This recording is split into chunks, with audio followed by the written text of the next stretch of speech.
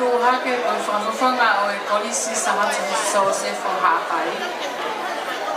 Mo kore whamone more ke te moton, kata ki te ke kia wangi mea ko uko e ha PID i hapai. Ko ia, takui lau. Ko e mau seniti, ko e mo e mau te ki, ko e paanga e tahawhi. Kana e awe ia ke mau Palestini, pea koe na ia ne rere aki ki whare mahaki.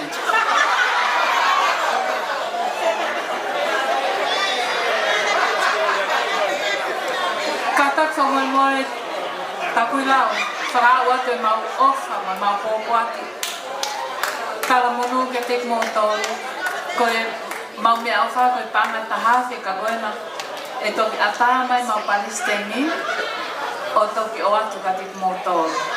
Ko ia pe malo.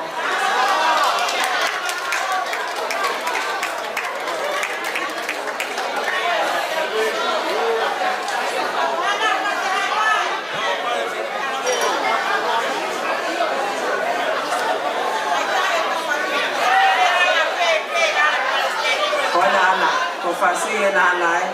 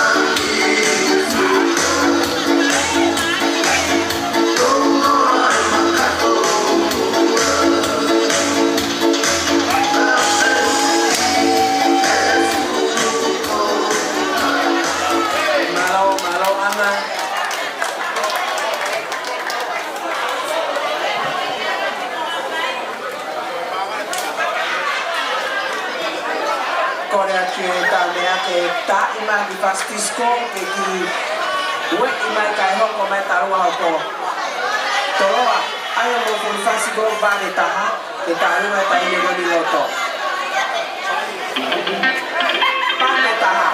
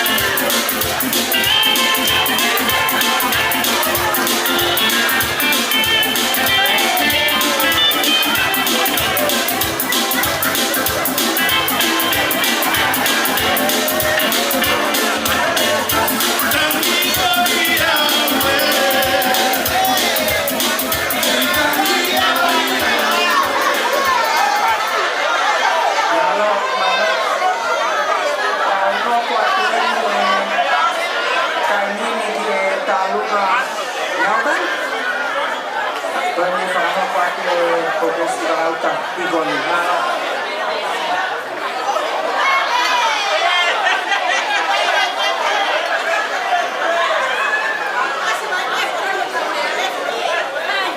Famaloto mas na maioria famaloto de MC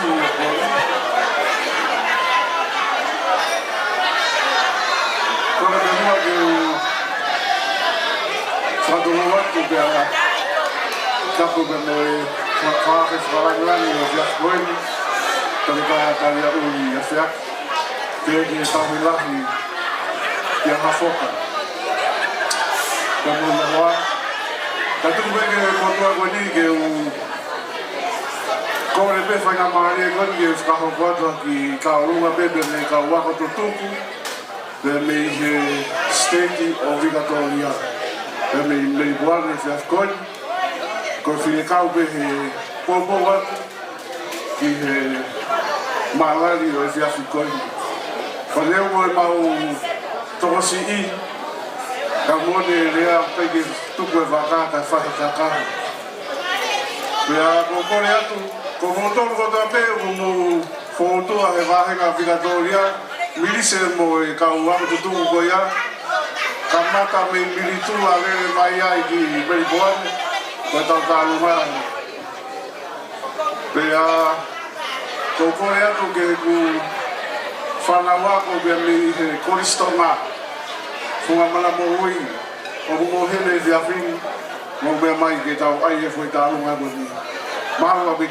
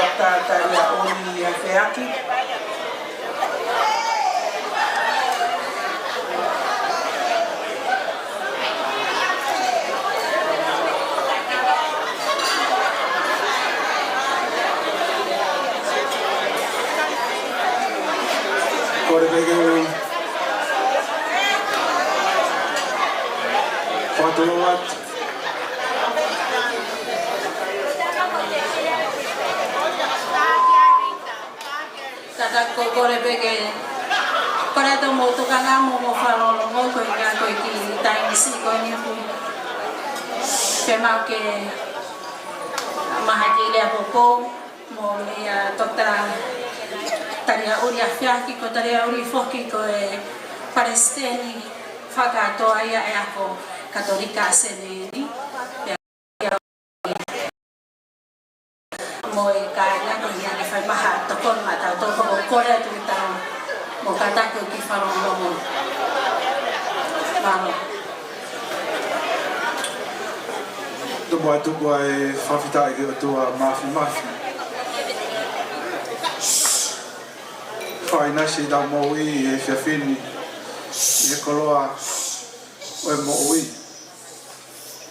ai tu be mo ke o Kawata be mo e ria taritari tal vata po e fonua ga masia si ka kato e fuka hoko e vea matahau ka mata anga e kato na e be foki ki he manatu ofa ki kohiri pe a mo ngawe lahi ko fai tal mituai e to pe mo ke o fafonga ia tu ai te pere ai siasi da moyako katolika e vahenga Australia tanta ik patere ka mafo ke kau maulakanga ko to ape ka palestini ka ka maulakanga ngai te pere ke ai ako siasi i he fonwan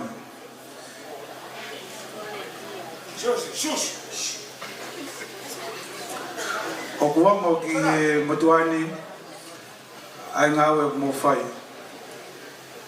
te okai ko hatoki ngawe ni e talo hono tanu maki e tui pe mo ofa pe mo toto ivi i he lotu pe toki hoko ai ako tau tai maari me ofa ai siasi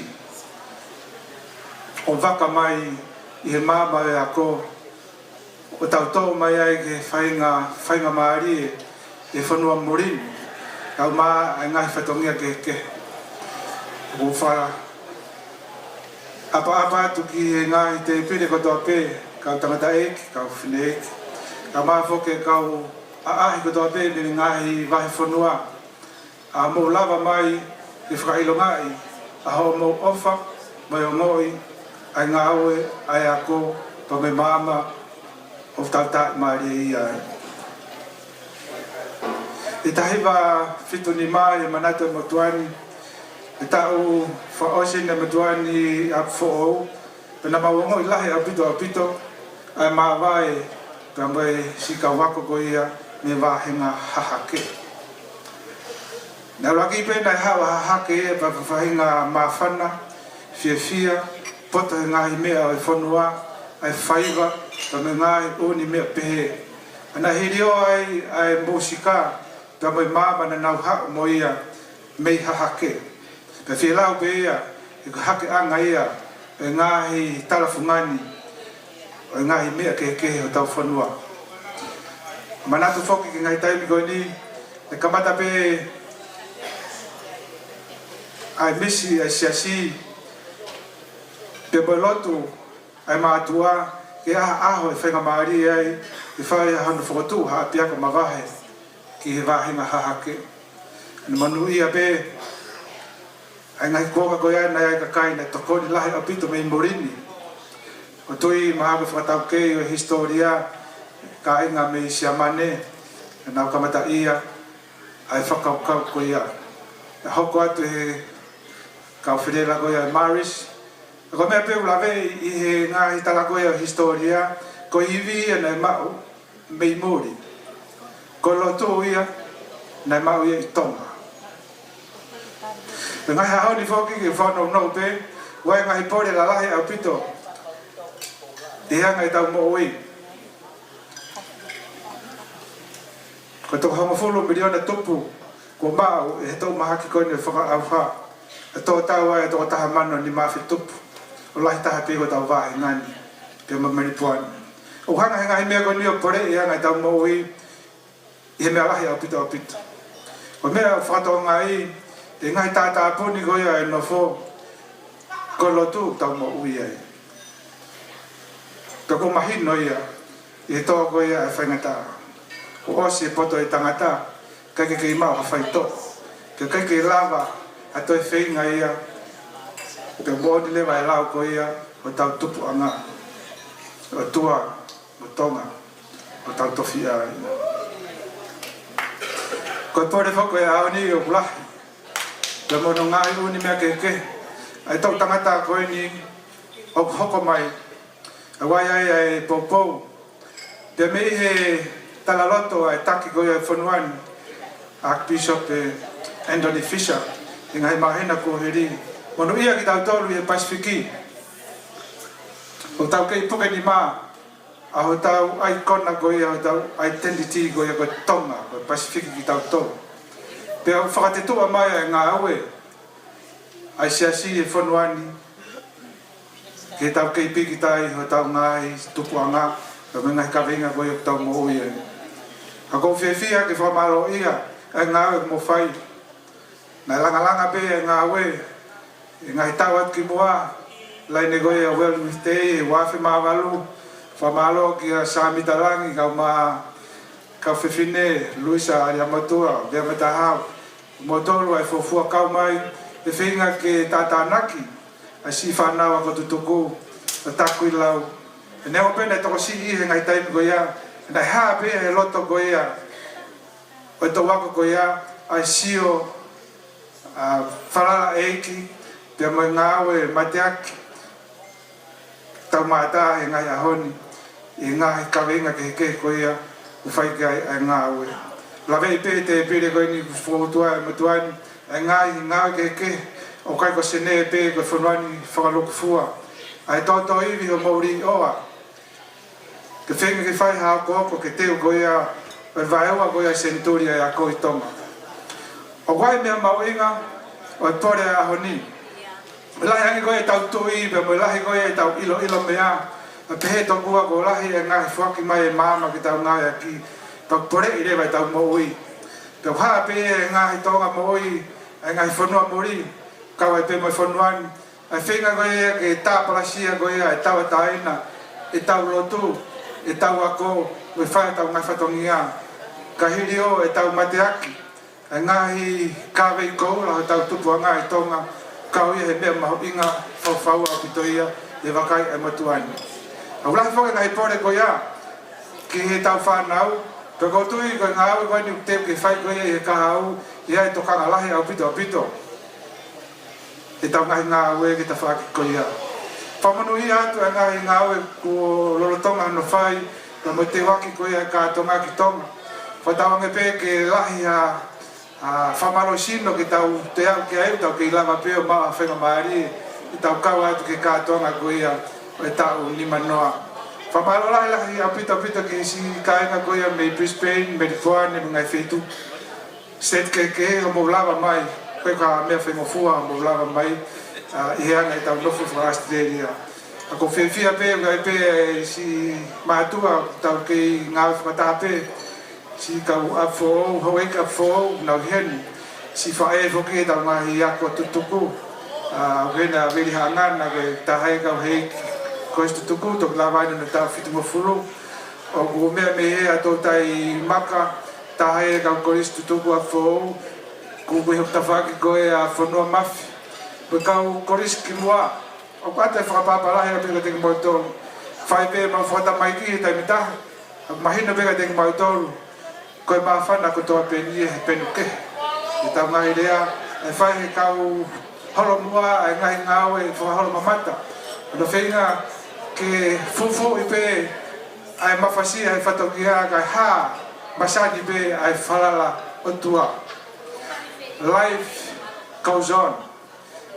Pero lahi koe whenga taa koe, tau moi koe, hange koe pore koe ni, e tau maki koe ni, e pandemiki, mak whakaawa. Koe toa koe e woke ino koe ni tonga. Koe ngai mea ke e moui, pe a une pore i ki tau tolu, pe te tau asiri whalala i ki o tua, pe kai. Ako mahino a pito pe e ne haha mo mai fofonga, ai whakawha mo ngahi fuaki, i he lotu te mai whai e whatongia. Tau mai a koe tau ngai ngāwe koe ni, koe ngau pēka te tau tolu, koe mea koe tau pēka tau whai i morini, koe ofa koe tau pēka ki tonga. Koe haa no i ngā, koe ngā tau ki whainga maari a me heni, te whai pēha ofa, ki ngā i mea o whemau koe i tonga ka tau te whito ki ngā i mea koe ia ki he ako tutuku. Whamarora hea whito ki ngā i komiti ngā au e tāku i lau, la salo ka mā ai komiti ngā we, ai ngā lahi mo whai, ka me ofa lahi ati ki si ngā i te pere ko toa pe. Nā e whakahoko mai e tā ene Pataloni, Princesi Angelica, ai mea ofa, mai whakahaton pe ke motuani, ka koe kawa, na eo mai, pe au te ke lauha ngā we ki ai. Ka kotui ka whaika maari e pe ai komiti ngā we, ke kawa atu ke whenga koni mo whai, ke whakawata mea awha koni e tā ene Pataloni ka te moutoro. Ka pehe whoki mea awha, ke pe, ko tui e toki whaipe halawe ki ai a muiangi ko hanga sisi ko ia taimi, e toki whahana whakahoko atu, i he te pire ngā aue, i he ngai taimi ko ia e hoko atu e kaha au. Ko tawange pe, ko kātonga ko ia hoko mai e tau ni manoa, ke kei whaitapu e kina ki moutoro e ki, ko whakat pe haiwi, ka mea te pō ki tau nofo pe o whalala ki he ki, i tau ngai ngā aue, pe mo ofa whoki. Ka ngā tau whai, ai kona ai ofa ke tau whanua ki tonga. Koe ko whalaha te tiki mautoro, mai ki minitsi si o mai, ko koi whamare mori atu lahi pe ngai mea ke tokanga e matuani, ko whanau nau pe ko ngai ke haukato mo ngai whiwhia tua e ka whaki.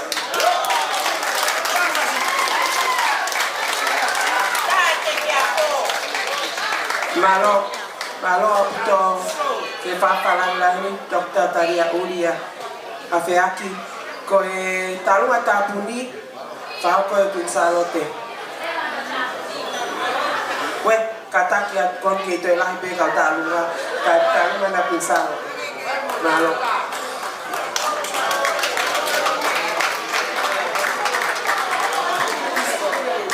Kore pere o whangas koe hoa e ngahi tara whakatapu, o osu no awhaki e whiu angani, kei hata mua mai tuunga whine mātua e polis tutuku e polis Pinsalote, e whakahoko ata ki tarunga mā whana koe ni. Pea, ki mua ia o koe e whawharahi atu ka te kōtoro kotoa pe, ai ka wako tutuku ai polis taku i lau, Wai e ofa pe a bene Palestini o e polis Pinsalote i seneni, lea a whai ke kau wala mo pan, ki e ngau e o mo whai, mai whakaamu pe ke nei heni mo ki tautoru, ka koe e whatongia. Pea koe mau tarunga, o ku iai pe whoki e mau kau o polis tutuku, o nau mari i taku i lau. Pea, o iai pe mo kakai na mo whaalo i aki, ai kau polis Pinsalote.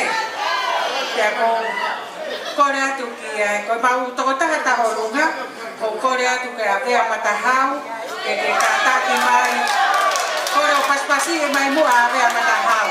Ko tahine taulunga ia, koe ko tamasi taulunga ia, ai mau polis tutuku e poni. Oia ko kore atu ki e ta mea ke ta mai mua e fasi, ka ko kore atu mau heni ka mau tokoni Palestini, ngangatu fifita, e mo kataki mai mua, o wei mo ka moki motor ko ta pe, ai ka polis Pinsalote, o ku e whareni, ko tau ta'alunga heni. Pea ko tui wei mo ka tolo a heni, o ku kai whai ha mo ta'alunga mo womi mo motor ke tau ta'alunga i pe pona. Pea pehe ke kau tuko wai, ko kau e siriana ko ta pe ko tau ta'alunga heni malo. Oi,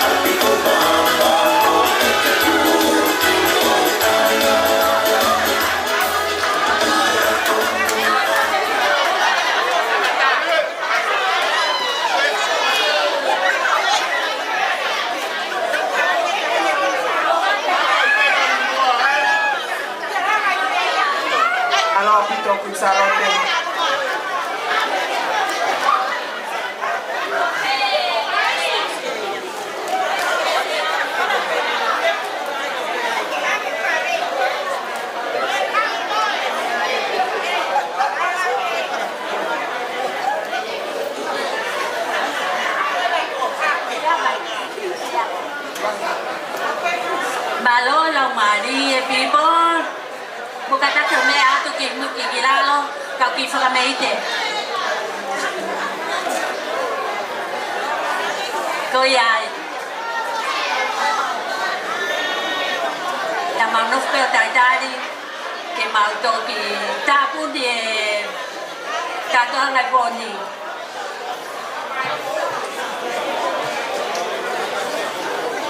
Apa? Calm down. Cô ta luôn mà cái màu phải học cả tu phải mồi mồi đấy. Cô ta hi vào phi tuần nó. Cả ta kia thì ông ấy phải mồi mèo. Cô ấy bé màu cao tao luôn là ya màu đồ. Ô cái mũi nãy tôi tao xin tiền quan nó cái tao. Cô ta luôn ngay để ai phi tuần nó. Cả ta cái bé ai. Cả cái bé ai.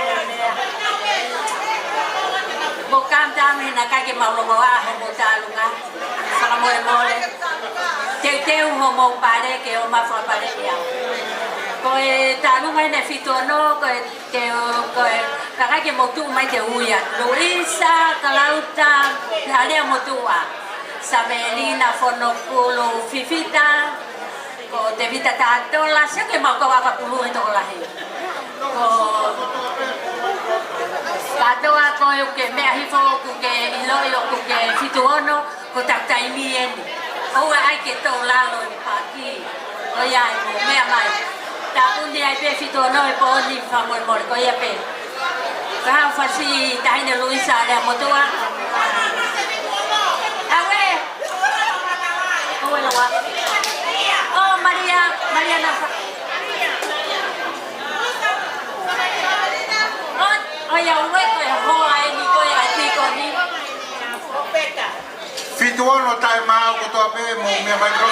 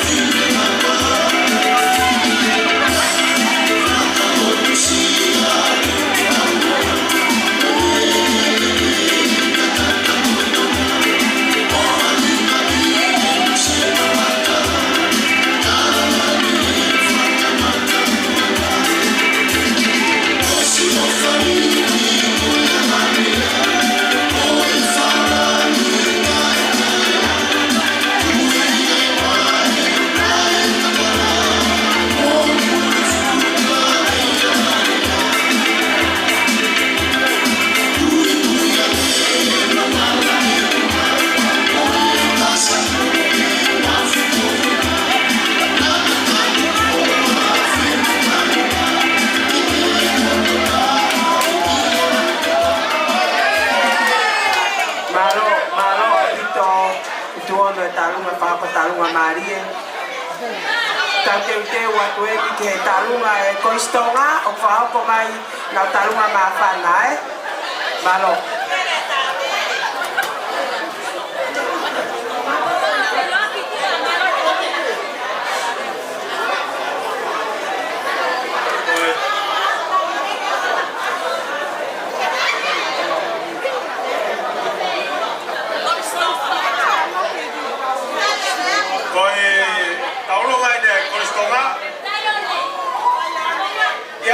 Ni ko mari ke takuilau ko takuilau mari ke koristonga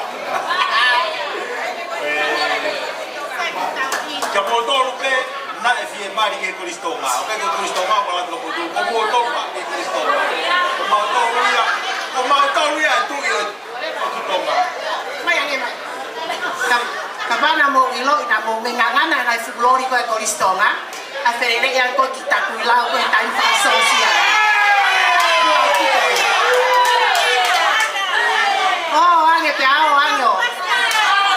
Osi e fa sosiale ga mo no fo holo la pa. Ta si o ko kita mai ta kuilau. Ta ma si o for life. For life. Let's go. Ya fácil.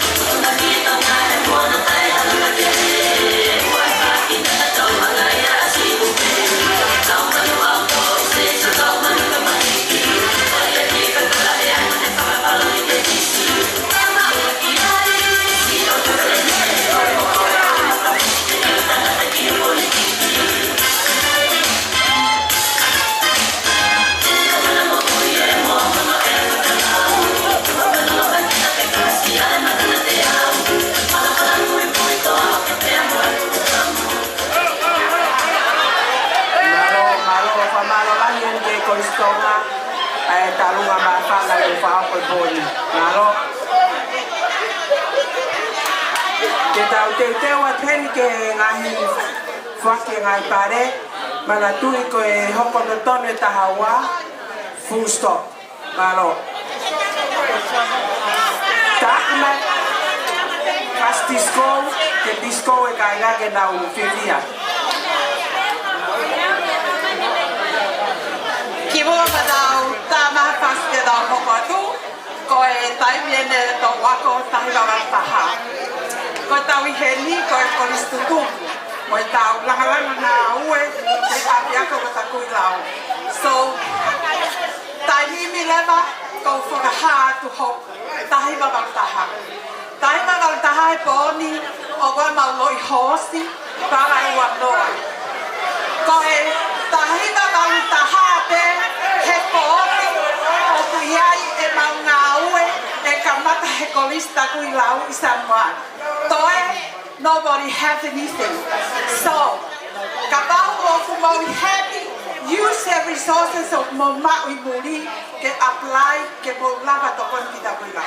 That's exactly what tahima malu pahat. So, koi maulanga ia o kapanta paku kolea. Anybody want to buy a loi hosi, come to me tonight, $20 each, and take a visita, $20. Tada faster disco.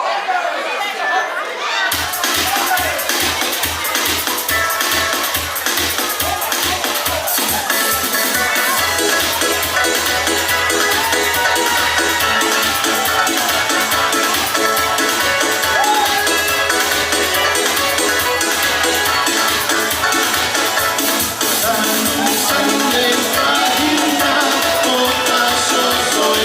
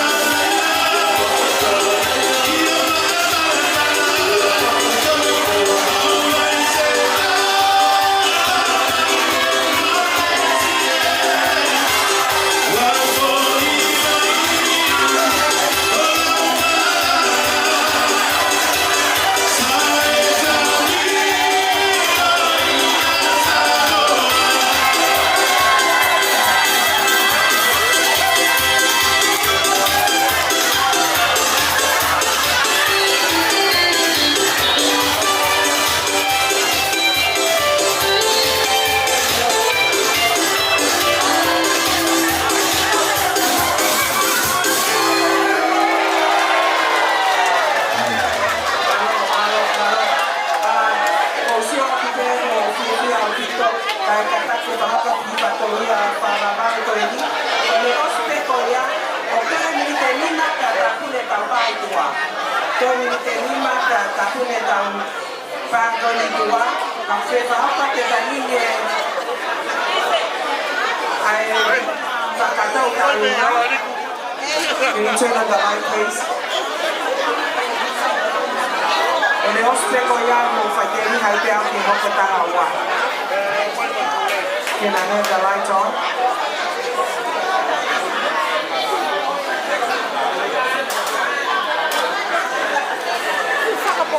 Can someone turn on the light?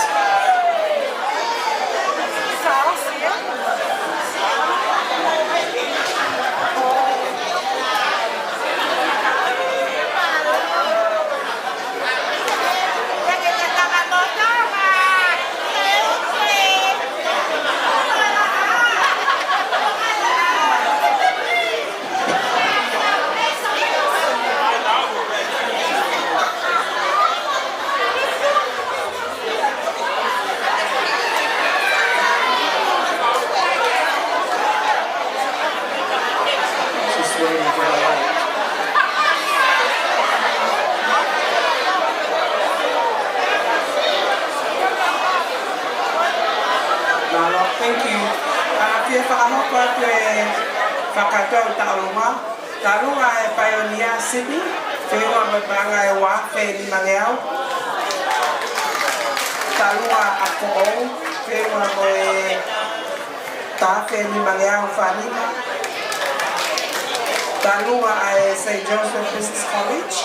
Whenua me panga e tā wheni mangeau. Tarunga e tō wako whituhiwa o Takuilau. Whenua mo panga e tahate, whaneau, tahima. Tarunga e Brisbane Experience. Whenua mo panga e tahate, manima. Tarunga e St. Joseph Hapai. E te wharahi mai tahate, uangeau, ni manoa.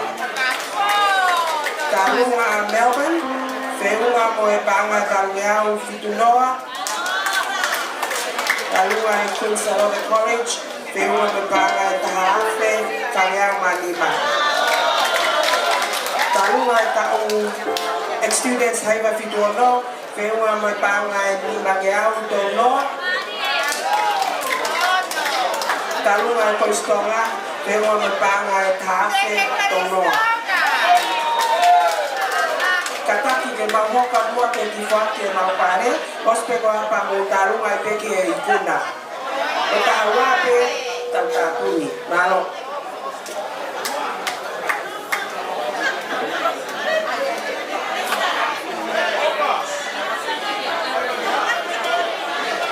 E kamata pe mau faki pare, mehe walls na e whakahoko mua palunai ane. Ko e pare Pare waki na mauia Maria Whenukitau mo ne hoa. Maria mo kataki mai hoa. Koe ate kawharana ke mea mai hoa o wake. Pare kataki.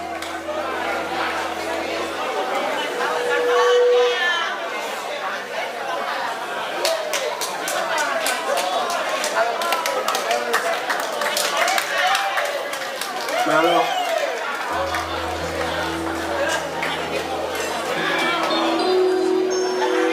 Pare holoa.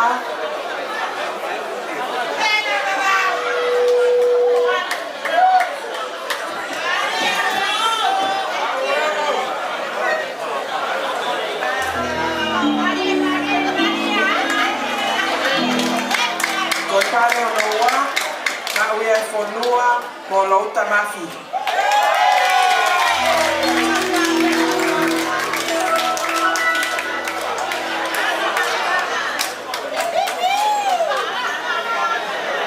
No tonu, te mai ka se lui, so se ko se lui mo de hoa.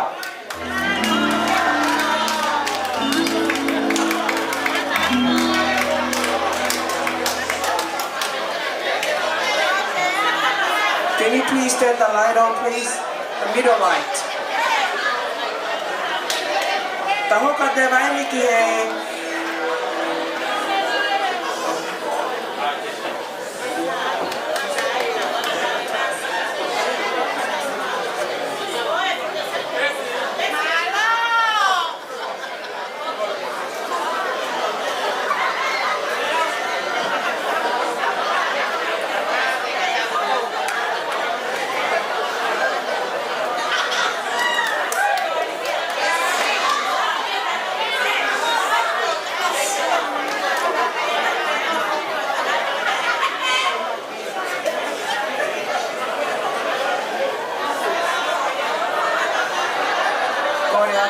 tawi lahi ha foka pahu ke me ala mo au foake pare ko ni ko pare ko no hoko ko the best dressed couple of the night ka ko pare tolu ki ai courtesy of Life and Fashion ka ko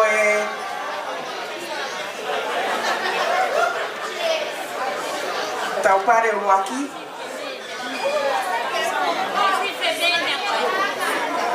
Tapare waki ko pureta mo sote la mata que promota pe atakilau ma uya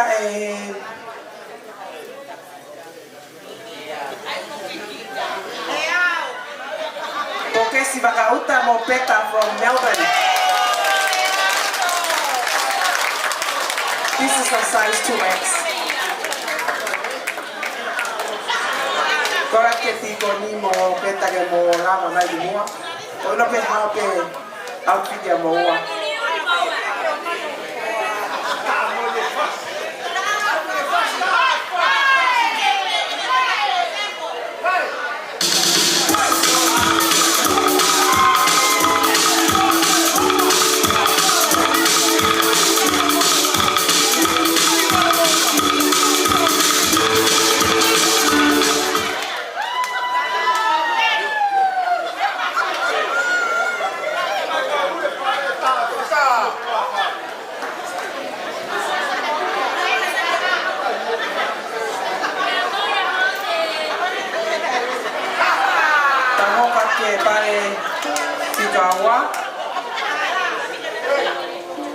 Maria biri hangana o merehifo o katatai manfas.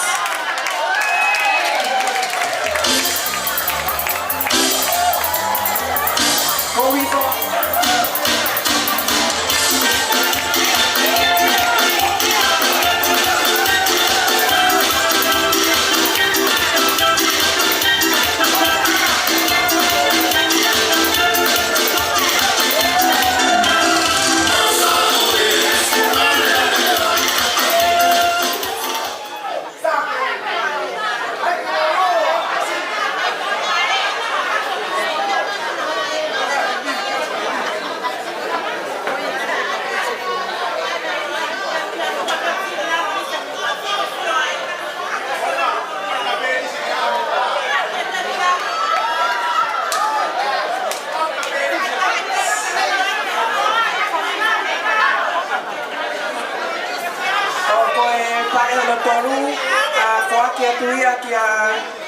Maria Molorie from Brisbane.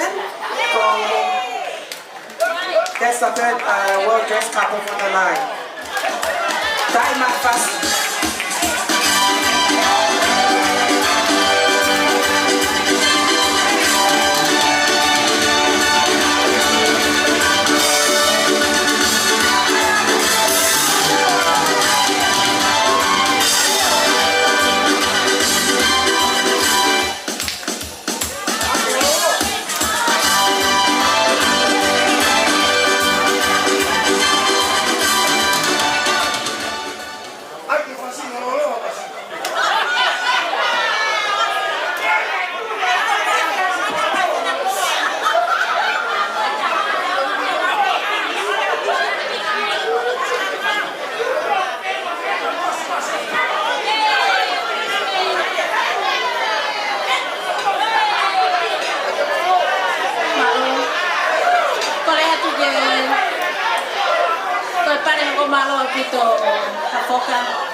Korea tu kau tamangan tu loto.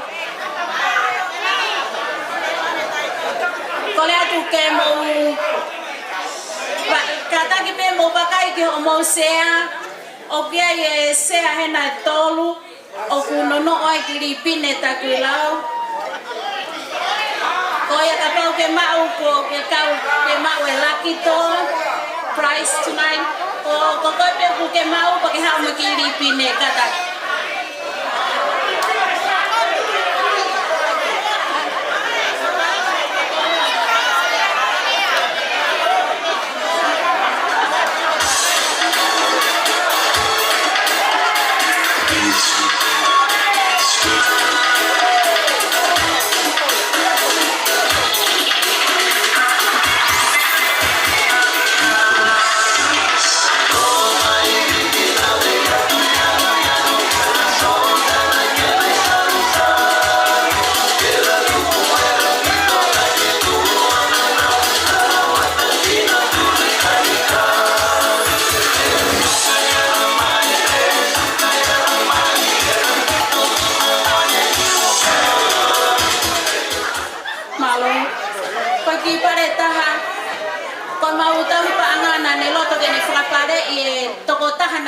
ki to tongi taha ene tikite pe ko e to taha ko ia ko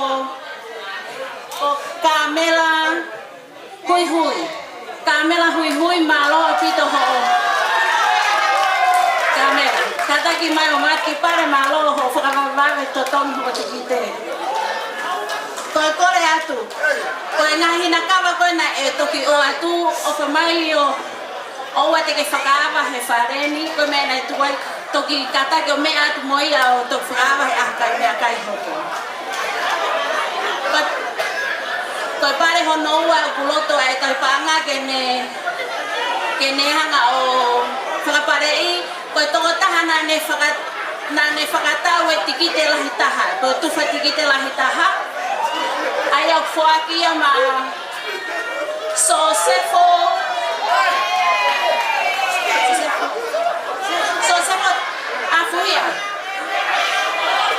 afungia kokoe ke mai pare to taha frata tikite la hitaha malo peto kata ke ma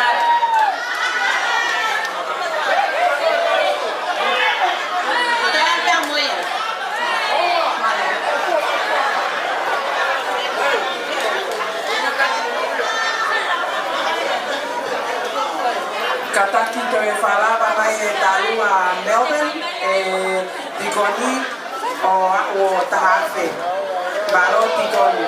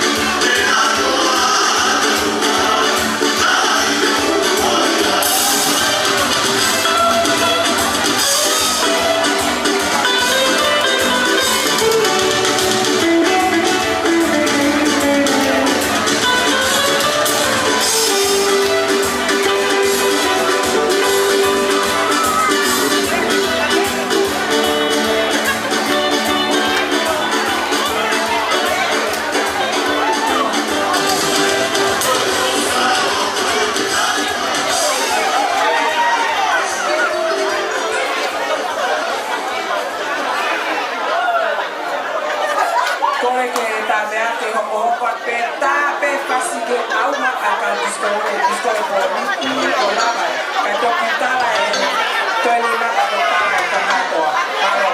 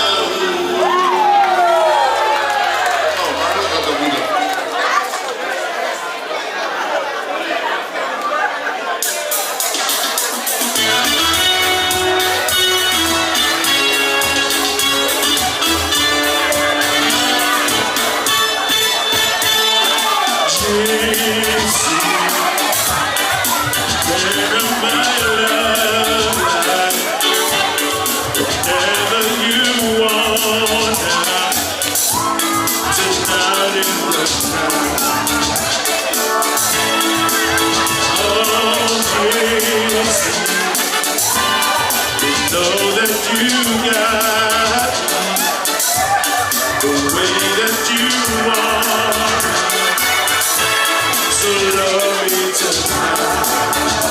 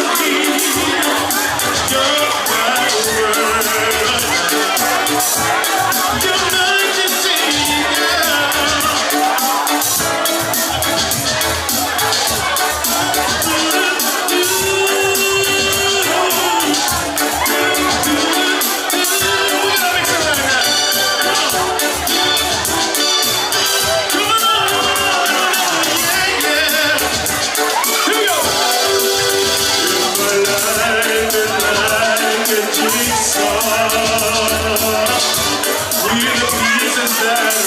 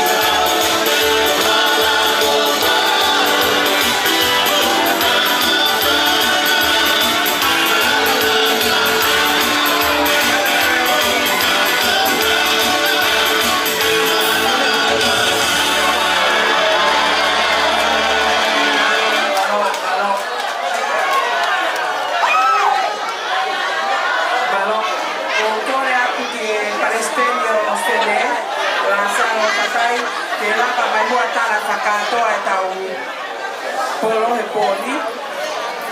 Koe hoko pe tahaua koe tapule e whareni. Koe toi mihite o fulu e. Kataki o ko whakamurimoe atu ki koni po kesi ni whakauta. E te teu mai whai tau rotu kuhe hiri koe lea.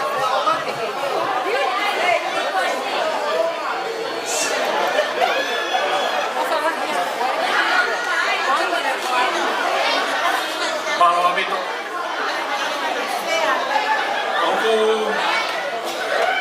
Oku kate au e tio e koroen. Whakaopa pehe ta mai ki pehe nimko kai. Kai ke uiro ko pehe whau. Ta whakaopa abito mo ngai teunga. Ono teu. Ta whakea pāhui e tonu te tai hoa tu pe koro e ukaha ki āma mi teu. Koe te tupe mua ke u whamangmang e tala whakatapu nei kamatama e tau ngawe e koen. Ke tupe mua moku ke u whawate ki whatongia whamalo koen. Ape whamalo ki e kai whatere pe ki e Presidente Hakadutuku, eu peguei na rede, Kamalo e na Manatai, na mai o Tari e Whaoha e ki ako Tutuku koe. Whamalo koe, Whamalo ki e Tauki lahi, e ki moi kore ngawe lahi. Whapa mai, moa, whao koe.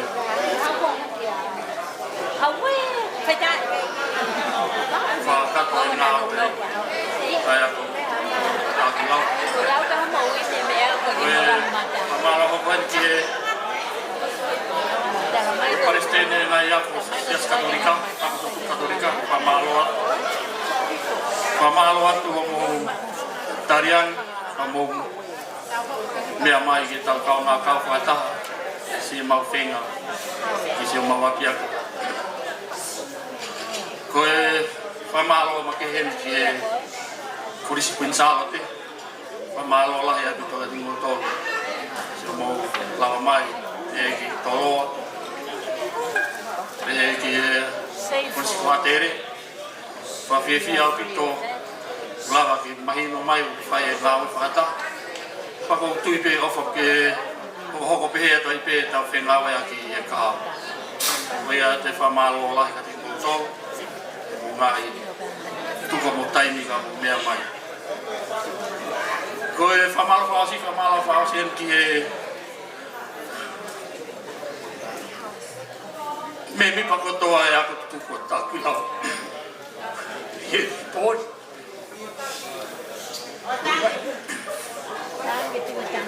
Tau, whenga e tau ni. Koe whenga na tai whai ha Amerikina kia. Koe ni mo tau wikuna. Koe mo tau hanga whawhiwhia e. Tau ngai ngāu e ta o ia i ahoni. Koe e wate whamalo kia tiki mo tōko tō. Se o mo tuho mo tai, a mo whak. E lawa o whai ake tau ngāu e ki tau apia. Koe whamalo whaospēr ki te whamalo pe ki he tā mea e entertain yo whai mai tā tōre pōni. Whamalo lai a pito. Ka pāpe waha whamalo pe ke a watu kaki motor. O kāraku wa whamore more ia mea. Koe nanga pito no whapatongia. Koe whamore more i mea. Ko whamatu pehi e o. Ko kore me mua ki e tikoni. Ke ngau me mua whaha e ola e whenga banga tōni pa mo whai e tau whaosi. Ko ia me malo.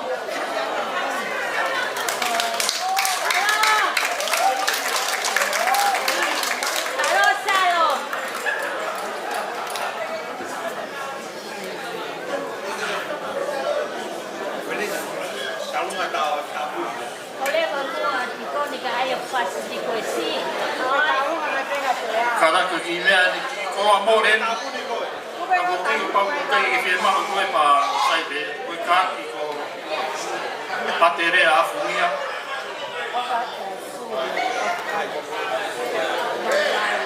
Patere a funia. Koe ka mo hiwa e ui. Koe tam si koe ni. Tam ke ala ta o mai.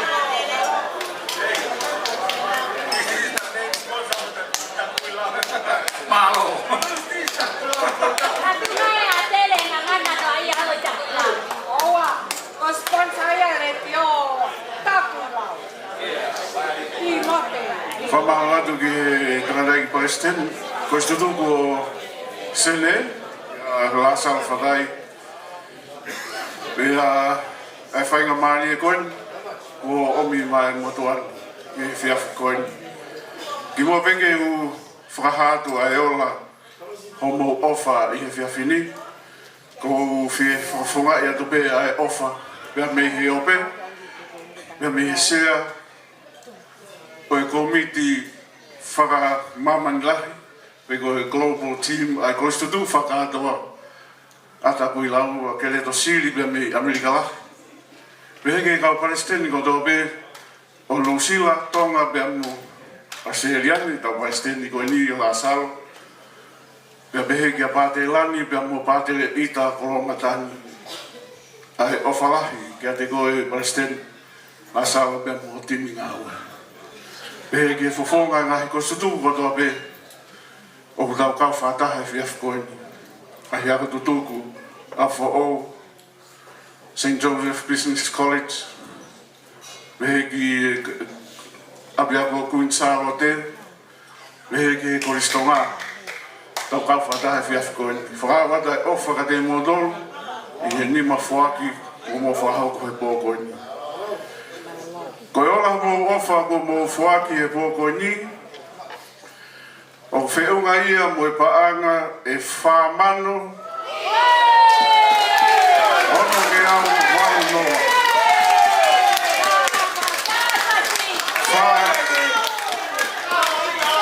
Whanoa ono waru noa. Kataki o paspasi mai a ku ofa wau koi. Ko mo whaki e pōko ni. Whamaloa te begi e Palestini, malo mua pe mo leadership team pe mo e kauwaka tutuku, malo e Fuak, e me he kato o e Masiwa, kato e whiamo kaki e pōkoina, o hi pe o e tamatangi mai pe me api i ko niu kokari. O whanahea ka te me modoro whatawangi o tua Mas Mafi, whaitapu e kina ki modoro i ngahi tō whatungia o tō be hala whanonga. Ko e whakuria o whaki ka tēnā. Ko re peke tau whaosi e whiawhini, ko re atu ki tolo. Katake o hua mai e ala maria hawa whaosi a ke tau roto. Ke tau roto e wawhaita mai pe mo e alo mo e la maria e maarioni.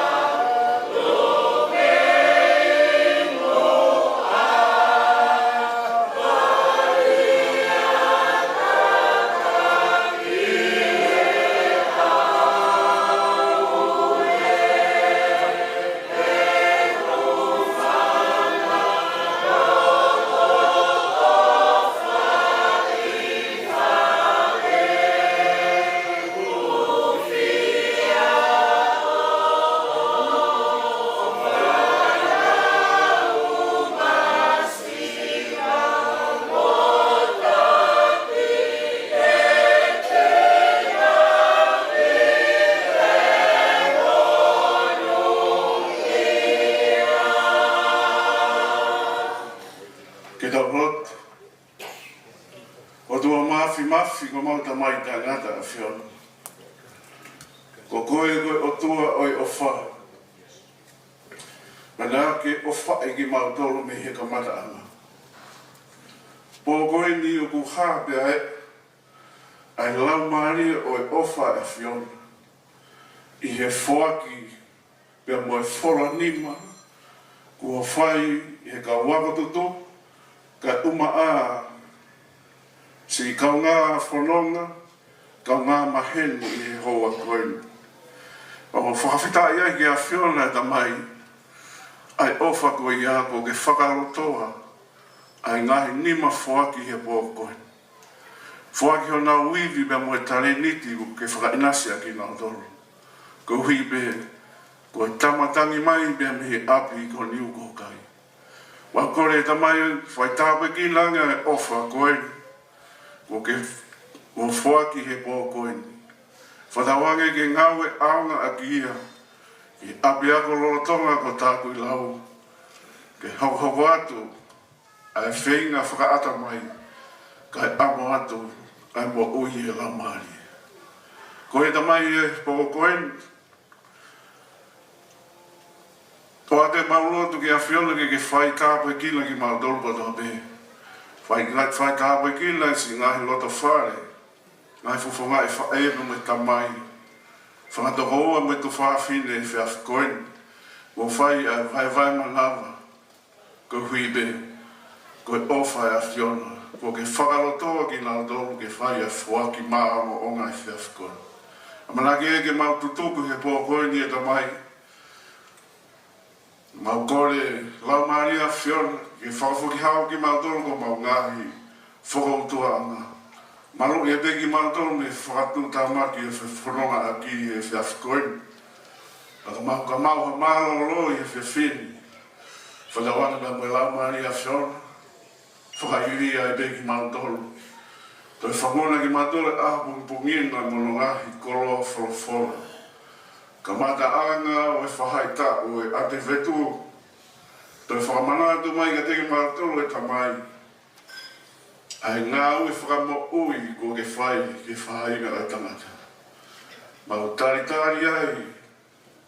Ke whakamana tua ai hara ere.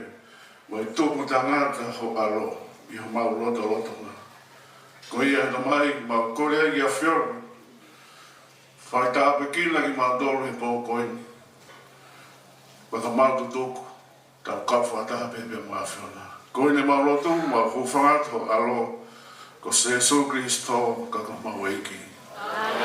Na wange hifo mai tāpu ake o tō mafi, whai tāpe kila i begi mō doro mō ngahi whāmiri. Ie wawha e tamai, pe mo e alo mo la mari e maanioni. Amen. Alo. Ko ki me tape nei ngalo ko whema wengi acknowledge atu. Ai tangata koe ko lango ia siri bea mei California, Amerika. Tau kau whataha ka koe ako tutuku. Kono tuwe fine pioneer Susana Siri bea mei LA. Tau kau whataha e pō koe ni e whenga paanga koe ni. Ai kostutuku. Kong tau ki paspasi mai lango ia. Welcome. I he pōkoni. O whātu. Kataki kore mai meresmeni e whare. Tau mātuke tai nimi. Mo kataki.